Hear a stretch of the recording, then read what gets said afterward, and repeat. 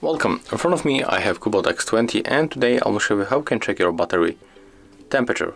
So at first you have to open Play Store and you have to download this application Ampere.